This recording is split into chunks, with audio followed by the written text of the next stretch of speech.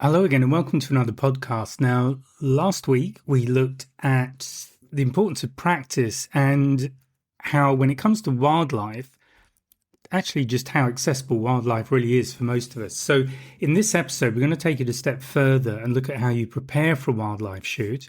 And this applies equally to your practice sessions as well as, let's say, doing it for real. And I particularly want to focus on not overdoing it, not overthinking it, because that's really easy and it really sucks the fun out of it. So, I'm going to ask you a question. I think I might know the answer, but I'll let you answer anyway. Have you ever packed for a wildlife outing and felt slightly stressed before you even left the house? This is a common experience, I have to say, and the kind of things we end up doing, we're just checking gear repeatedly. We worry about settings. Do we know what the right settings are? We're wondering if we'll miss something. And there's some of us, I've kind of included myself because I used to be a bit like this. I'm not anymore. But some of us think we need to know everything. The important reason for putting in the preparation is that the intention is that creates calm, not tension. And overthinking what we're doing is one of the biggest hidden obstacles in wildlife photography and really in anything. It's not just wildlife photography, but we'll keep it focused to that. So what I'm going to do in today's podcast is just share some very simple ways that you can prepare. And particularly, I'm going to give you a method of preparing that keeps things structured but relaxed. What you don't need complexity. What you need is clarity. So the first thing I'm going to look at is why we overthink. And it really comes from, there's a couple of areas where it comes from. One is that we put pressure on ourselves because we really want to get that great image. Maybe we've been looking at other people on Instagram or on other photographers' websites and they've just got amazing images and we want to shoot something like that. Probably there's the doubt that we're able to do that, but whatever it might be for you. So there's one thing, that great image. There's also that fear of missing out. You might have really overdosed on watching too many YouTube tutorials. So that's a great way of creating stress, actually. And just comparing ourselves to professionals. So the thing to remember about those amazing shots is that these people probably been shooting for years. They will have hard drives full of really bad shots.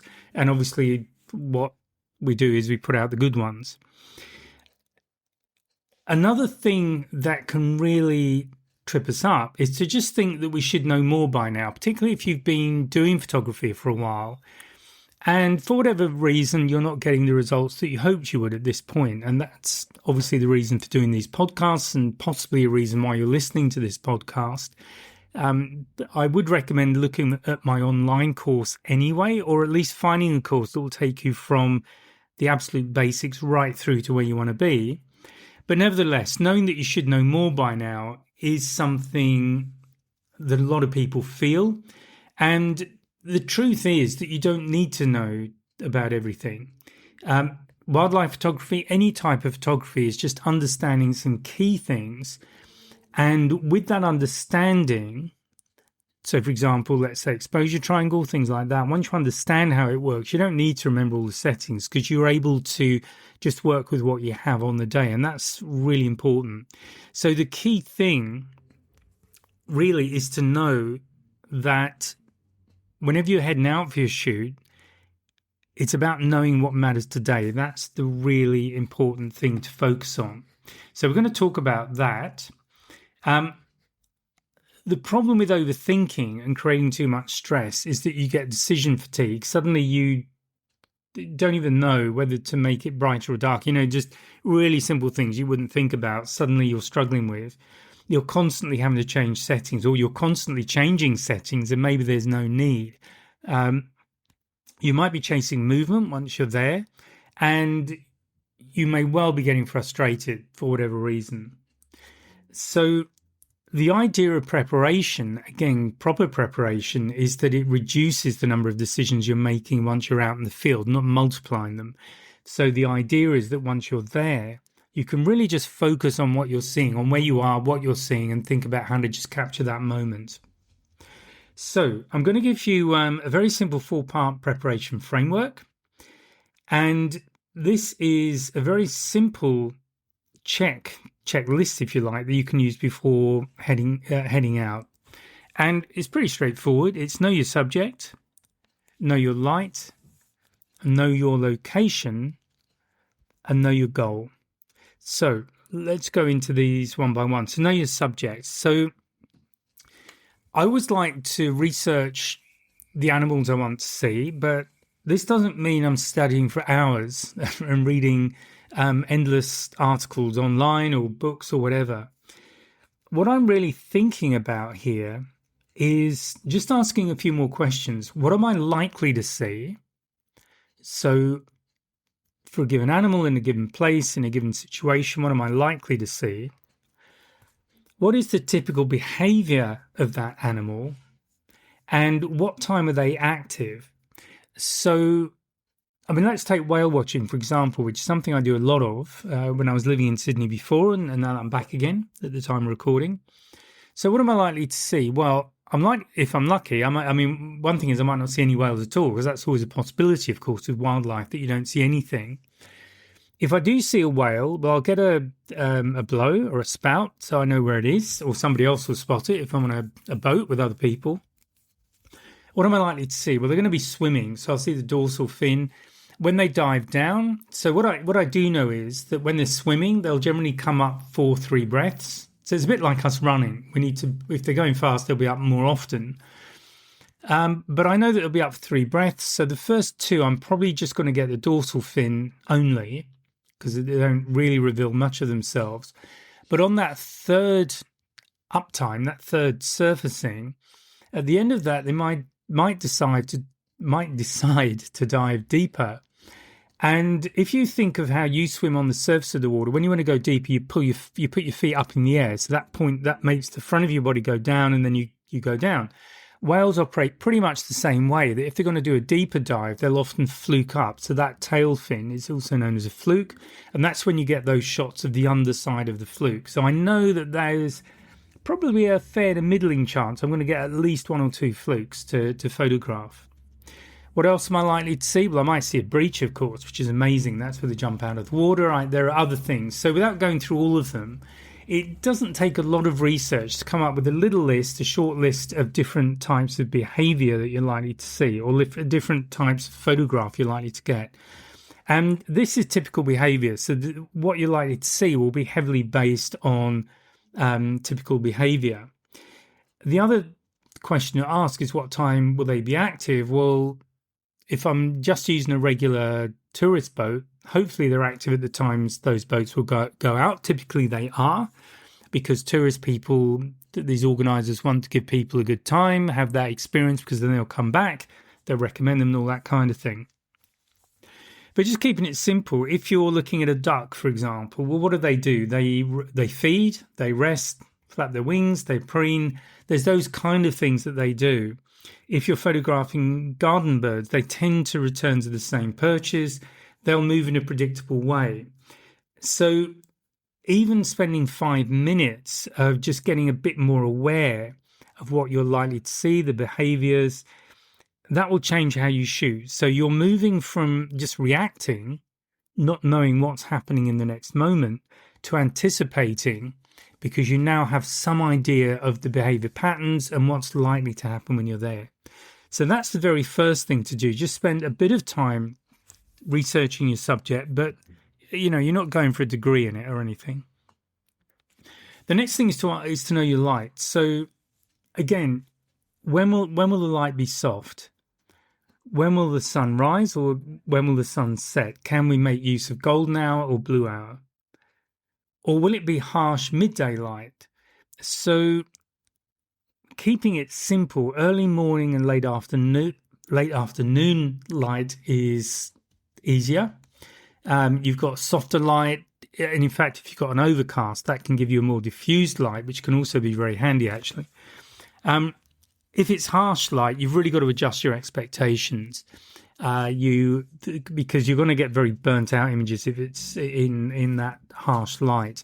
You might be able to get some shade if you're able to position where an animal may be in shade, but you are likely to have some limitations on the kind of results you're going to get.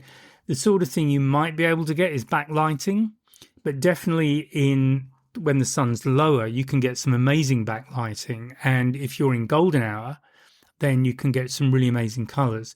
So think about the lighting and just be prepared. So what you're really doing in this part of the preparation is to just reduce disappointment later on, because I think the important thing with wildlife, one of the key things, is to just keep your expectations fairly low, because as I've said, they may not even turn up. You might not even see some animals. I've been out and I know I'm not likely to see them every day, and in fact, any kind of sighting is a real bonus. So do keep your expectations low and just take that pressure off. The next thing that I mentioned is knowing your location. So if you visited before, where are the best backgrounds? Where can you get a clean background? Where are the distracting elements? And where can you position yourself so that you're safe and you're comfortable? If this is a new location for you, and I'm assuming that you're on foot, arrive early, walk slowly, observe before shooting. So essentially get yourself orientated. Just think about, look at where the light is, look at what impact that might have. Are you essentially shooting into the light, or can you get a nice light behind you? Just have a look around and start anticipating what those light conditions are likely to be, and then how you can start to compose your images. Because I've been in a hide, for example, so not too much movement there. So I'm just looking at what else is around, what's my range of view, how can I, zooming in, zooming out, what's getting light, all those kind of things. So it does depend where you are. If you're in a four-wheel drive, somebody else might be calling the shots, or you might be, but again, think about where you are. And again, the things that are going to have the biggest impact on your images. Okay, and then finally, the most important thing is to know your goal. So I would recommend that you choose one intention, particularly if you're doing some practice sessions. And the kind of thing I mean, and these are just a few examples here, it might be today I'm focusing on clean backgrounds. Today I want to capture behavior. Today I'm practicing patience. That might involve a lot of practice for some of us. And today I'm working on light. So if you start with one goal, it really does tend to simplify things. Because the problem is, and I don't want to, and the point of setting a goal is not to exclude other possibilities, but basically it's to stop us chasing absolutely everything, because that can be overwhelming. And quite simply, the reason we get overwhelmed is we're focusing on far too many things at one time. We're imagining all of the possible things we could be doing. And of course, you can't handle that. So we get overwhelmed, we get stressed, all of those things. So having one goal is a great way of just pulling it all down to one thing, and that overwhelm will go away.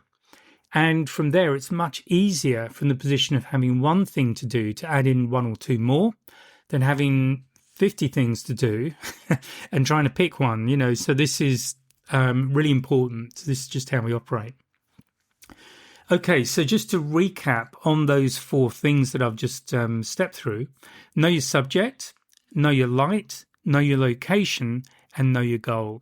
Now, what I'm going to briefly go through here is to go through the what not to do's, because these are really important, because I'm pretty sure probably all of us at one time or another have done most of these, maybe all of these. So the first thing is, don't bring everything. If you've got too much gear, it becomes a distraction. The other thing is, if you've got to hike a distance, now I'm speaking as someone who hiked for 3 hours each way to see mountain gorillas in Uganda, and they're called mountain gorillas for a reason.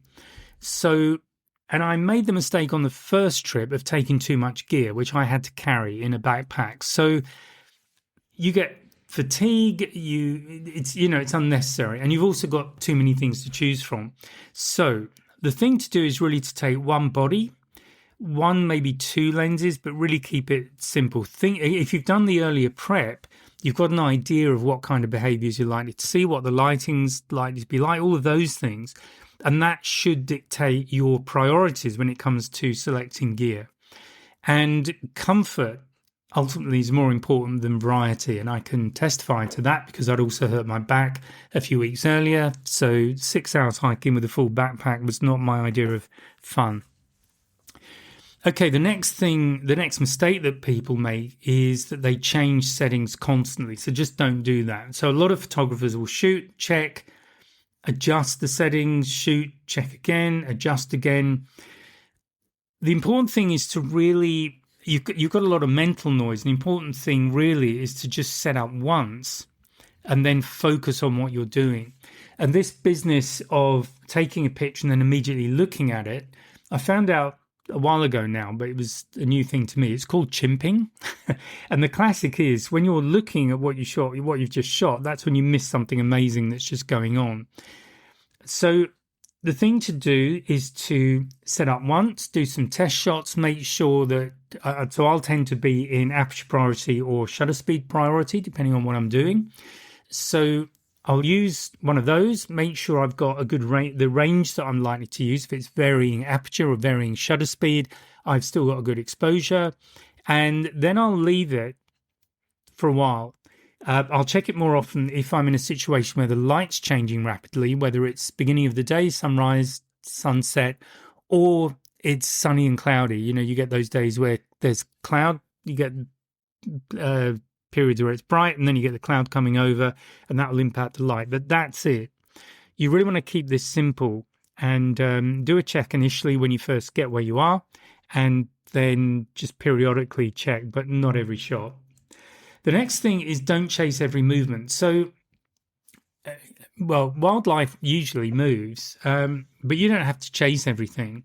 So choose a subject, stay with it, and let the moments come to you. And those moments are just observing what it's doing.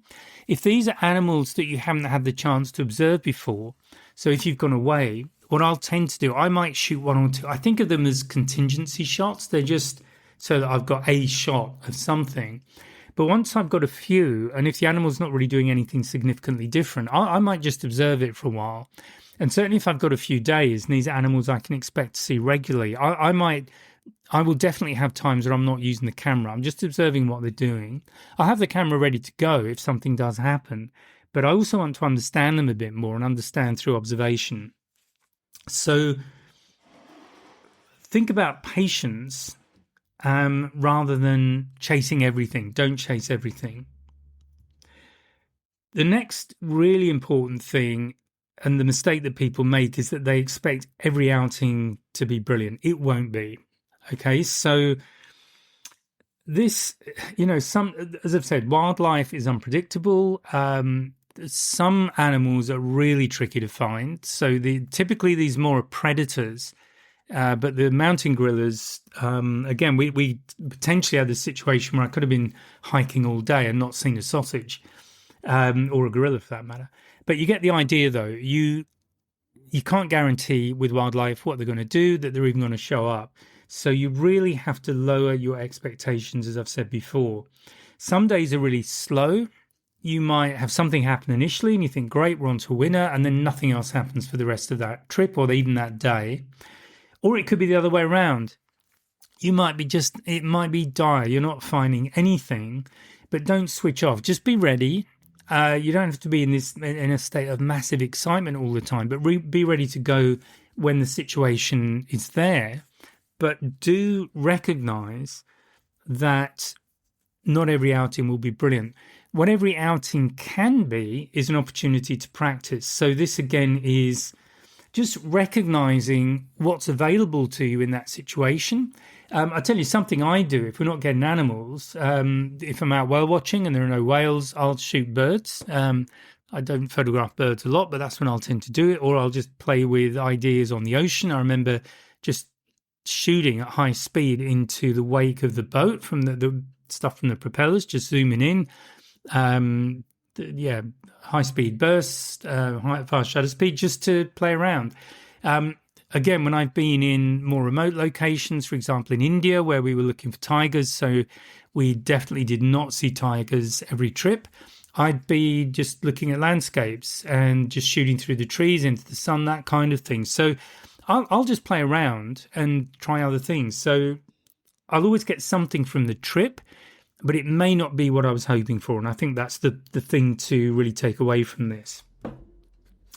Okay, so I'm just going to talk about field routine. So what's a rhythm, simple rhythm you can use when you get out into the field. So obviously you arrive, but then maybe just spend a few minutes standing still or getting comfortable and looking around, but just taking the place in.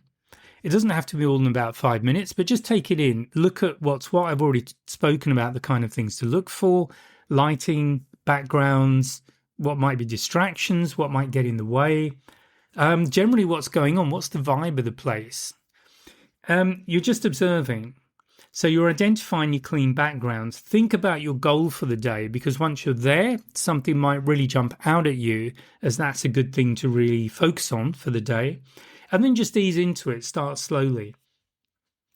And the truth of it is, if you're feeling stressed and hyper and really worried about missing stuff, the chances are you will miss things. The best thing you can do is to just slow down, set your goals low, and then relax. And it'll be far more enjoyable. And the truth is, you're more likely to get the shot that you're looking for. So as a brief exercise, what I recommend that you do is to just write down, before you go, your subject, your time of day, and just one goal. And do it on a card or on your phone, just something that you can keep with you. And maybe refer to it every now and again. Particularly if you're starting to feel stressed, just refer to it, slow down. And just notice how much calmer and enjoyable that trip is once you've changed your aims for that day.